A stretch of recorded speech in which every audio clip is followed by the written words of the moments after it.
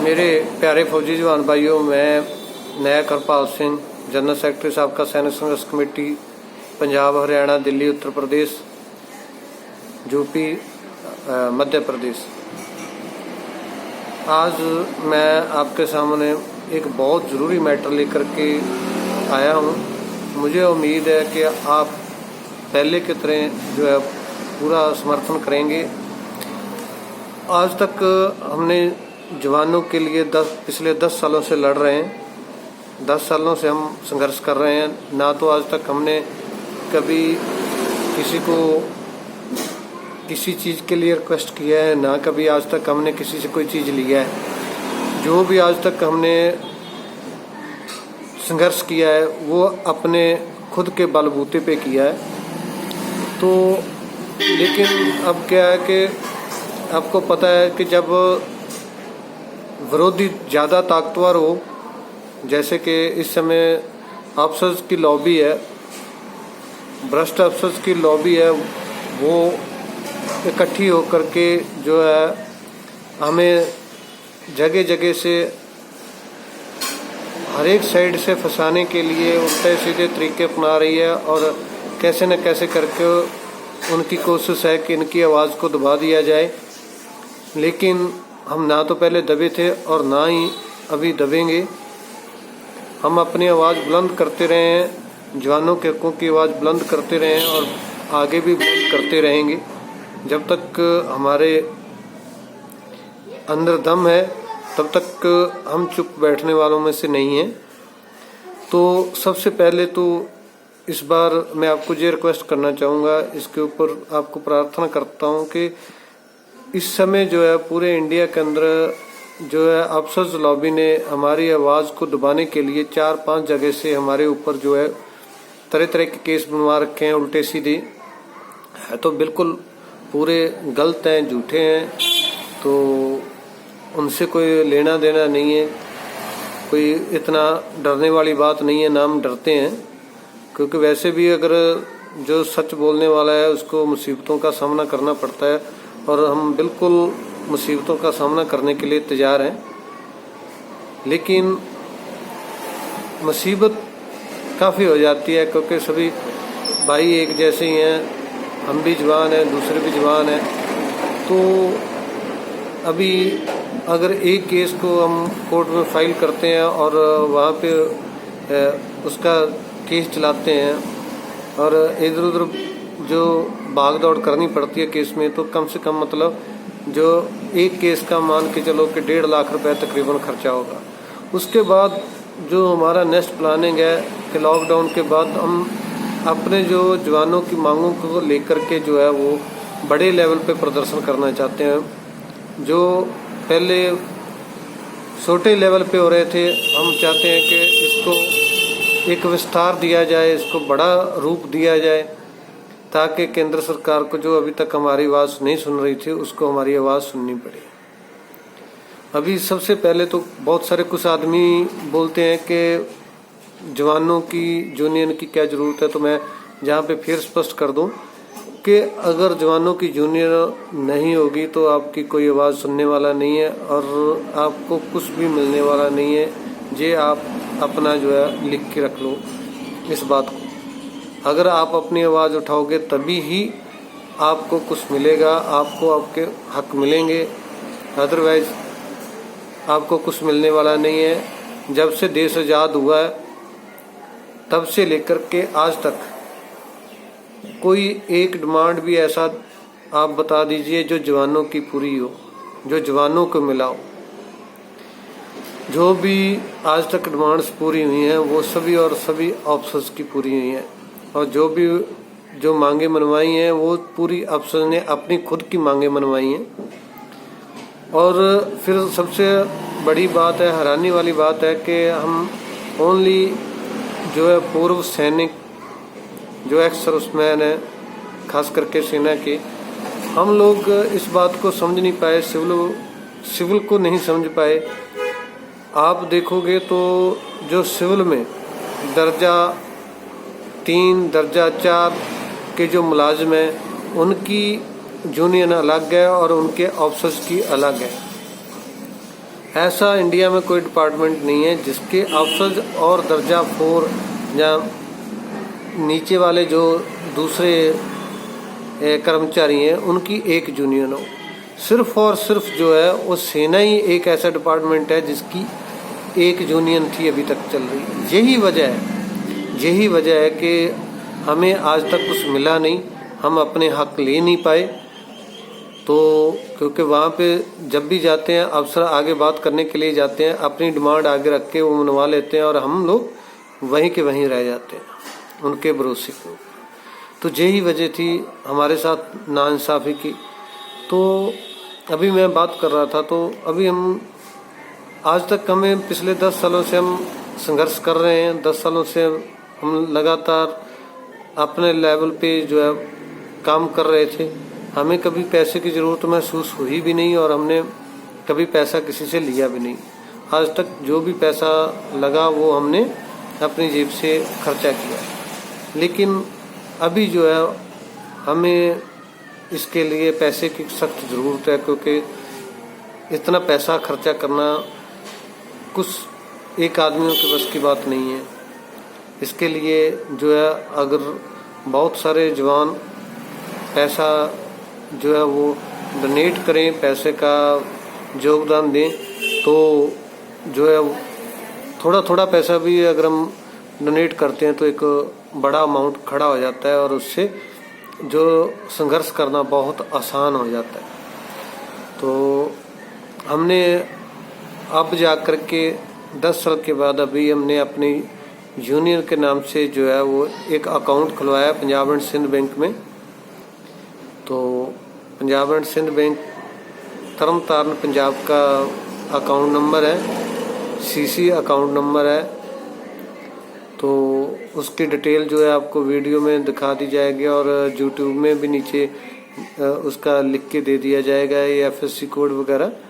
तो हमारी जो है वो जी रिक्वेस्ट है आपसे कि कोई ज़रूरी नहीं है कि आप 500, 1000, 2000, 5000 डोनेट करें।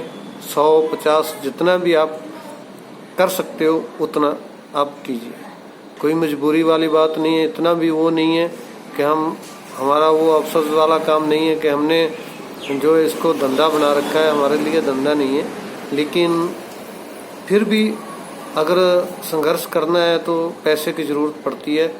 तो अभी अगर हम बड़े लेवल के बाद सोच रहे हैं कि इसको बड़ा लेवल दिया जाए तो उसके लिए तो पैसे की फिर और भी सख्त ज़रूरत है।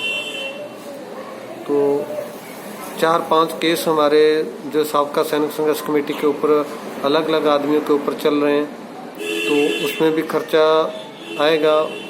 वैसे तो हमने अपने से लगा रहे हैं, लेकिन फिर भी क्योंकि कोई भी आदमी है वो लगातार अपनी जेब से संघर्ष करता रहेगा तो फिर वो उसका इंटरेस्ट टूट जाता है और वो फिर एक साइड हो जाता है। और यही एक वजह है कि अफसर जो हमारे ऊपर जो है गलत ब्लेम, झूठी एफआईआर वगैरह करवाने का मकसद भी उनका यही है कि इनको जो है मजबूर कर दिया जाए। इनका कितना पैसा ये अपनी जेब से लगाएंगे, इनको मजबूर कर दिया जाए घर बैठने के लिए। तो ये एक उनका मनोरथ है। लेकिन हमने पहले भी हमारे ऊपर बहुत सारी जगह पे इन्होंने किया था, अब भी हम सामना कर रहे हैं।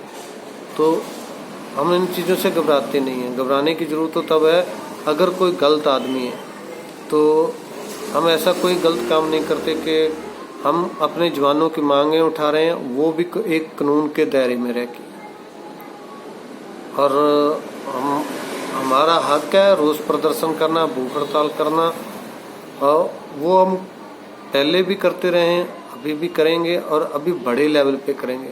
और हमारी कोशिश होगी अब कि केंद्र सरकार को झुकाने के लिए, जो अभी तक हमारी आवाज़ सुनने को तैयार नहीं थी, अभी आवाज़ सुनने के लिए उनको तैयार होना पड़ेगा। क्योंकि इंडिया में अभी इस समय जो है हमारे सभी जवान जागरूक हो चुके हैं और अभी जो है बड़े लेवल पे लोग जो है वो प्रदर्शन के लिए इकट्ठा होने के लिए जो तैयार हैं। लोग आना चाहते हैं, लेकिन अभी जो है लॉकडाउन के बाद जैसे ही मामला सिमटेगा, हम कोई बड़ा रूपरेखा लेकर के कोई अपना प्रोग्राम तैयार करेंगे। और हमारी जो डिमांड्स क्या थी, मैं फिर आपको एक बार बता दूं कि 3-4 डिमांड तो ऐसी हैं जो बहुत बड़ी डिमांड है और जो सिविल वाला भी समझ सकता है आराम से। जो एक अनपढ़ आदमी है, जो पढ़ा लिखा नहीं है, अगर हम उसको भी बताएं तो वो समझ सकता है। उसमें है कि 7th पे कमीशन के अंदर जो जवान को 2.57 का फार्मूला दिया गया और अफसर्स को जो है 2.81 तक का फार्मूला दिया गया, जबकि आज तक किसी देश में, जहाँ हमारे देश में भी आज तक ऐसा कभी फार्मूला अपनाया नहीं गया। ये पहली बार हुआ है। किसकी वजह से हुआ है? अफसर्स की वजह से हुआ है। सरेआम जो है हम इस बात को बोल रहे हैं कि अफसर्स की मिली भगत से जो है वो ऐसा हुआ है। सरकार के ऊपर दबाव बना करके उन्होंने जो है इसको करवाया है। नंबर 2 है मिलिट्री सर्विस पे।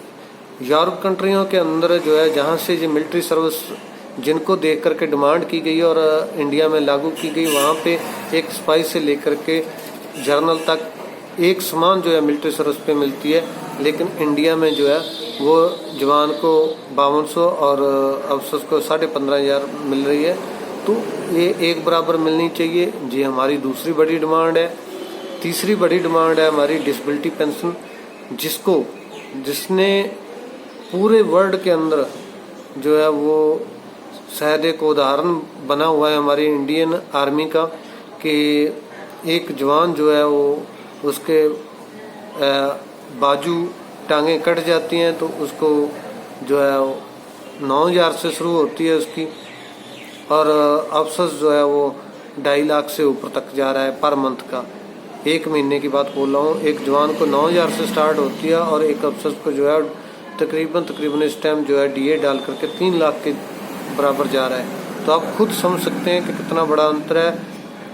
वैल्यू, शरीर की वैल्यू वही है, जो उसका पे है उसमें अंतर हो सकता है, लेकिन डिसेबिलिटी पेंशन में दूसरे देशों में कोई अंतर नहीं है। America, Canada, France, Europe country हैं, सभी इक्वल है सिपाही से लेके जनरल। लेकिन हमारी इंडियन आर्मी के अंदर इतना भ्रष्टाचार है और ये लोग जवान को कुछ समझने के लिए तैयार हैं। इसीलिए हमारी आवाज़ को दबाने की कोशिश की जा रही है कि ये कहीं पे इस चीज़ को जो है वो सरकार के ऊपर दबाव बनाकर कहीं लागू नहीं करवा दी। क्योंकि जहाँ पे जब पेंशन आते हैं तो तकरीबन 3% जो है अफसर हैं टोटल आर्मी में और 97% जवान हैं। लेकिन जब आती है बात डिसेबिलिटी पेंशन की तो 100 में से जवान जो हैं वो 3 डिसेबिलिटी पेंशन आते हैं और अफसर 100 में से 97 जो है वो डिसेबिलिटी पेंशन आते हैं। और क्योंकि इनका एक तो टैक्स माफ़ होता है, बड़ी बड़ी इनकी पेंशन होती है, उस पर टैक्स डलता है, वो टैक्स भी फ्री हो जाता है इनका। तो इन चीज़ों के ऊपर ये पूरे अभी एक जगह पे इकट्ठे हो गए पूरे अफसर, जो जितना इंडिया का अफसर है, जितने भी भ्रष्ट गंदे अफसर हैं, वो एक मुठ होकर के हमारे साथ लड़ने के लिए तैयार हैं और उन्होंने हमारी आवाज़ को दबाने की कोशिश कर रहे हैं और तरह तरह के हथकंडे अपना रहे हैं। अगर आप हमारे YouTube चैनल पे देखोगे तो आपको बहुत सारी ऐसी ऑडियो वीडियो मिलेंगी जहाँ पे अफसर जो है वो कहीं पे गाली दे रहे हैं, कहीं पे धमकियाँ दे रहे हैं, कहीं से हम जान से मारने की बोल रहे हैं। तो ये पहले से उनकी कोशिश है, लेकिन अभी ये बुरी तरह से तिलमिलाए हुए हैं क्योंकि इनको लग रहा है कि अभी इनकी आवाज़ जो है वो बड़े लेवल पे उठने लगी है और अभी जो है वो केंद्र सरकार में जो है इनके दबाव में नहीं आ जाए, राजनीतिक पार्टियां इनके दबाव में नहीं आ जाएं, इसलिए ये लोग जो है अभी पूरी तरह से तिलमिलाए हुए हैं। तो जैसे इनका भी हमने हेल्पर वाला मुद्दा भी उठाया था, हेल्पर वाले मुद्दे पे भी इनका जो है वो एक ऐसा जख्म है जिसको हम क्रेद रहे हैं, इनके वो ऐसा नाजुक जख्म है इनका। हेल्पर वाले मुद्दे पे तो ये मरने के लिए तैयार हो जाते हैं। मतलब उनको लगता है कि भाई उनको सबसे बड़ी फैसिलिटी है वही है, इनके माँ बाप तक, इनके सास ससुर तक जो अपने वहाँ पे जवान को जो है नौकर बना के उनके घरों में भेज देते हैं। तो ये हेल्पर के लिए भी जो है वो हेल्पर सिस्टम के ऊपर भी जो है वो तिलमिलाए हुए हैं बुरी तरह से। तो लास्ट में यही कहूँगा भाइयों, भाई मेरे प्यारे भाइयों, भाई हम अपनी तरफ से लड़ रहे हैं। हमने कभी किसी के वो राजनीतिक पार्टी का दबाव नहीं माना, ना हमने कभी किसी का समर्थन किया है किसी राजनीतिक पार्टी का। हमारे लिए वही राजनीतिक पार्टी ऐसी है, वही हम उसको ये सब बोलेंगे जो जवानों का कुछ करेगी, लेकिन जो जवानों को बेवकूफ़ बनाने वाली बातें करेगी हमारे लिए ना तो उनको पहले प्रायोरिटी थी ना अभी है। हम वोटों के लिए किसी को वो नहीं कहते, लेकिन हमारी जो मेन चीज़ है जवानों की डिमांड्स हैं।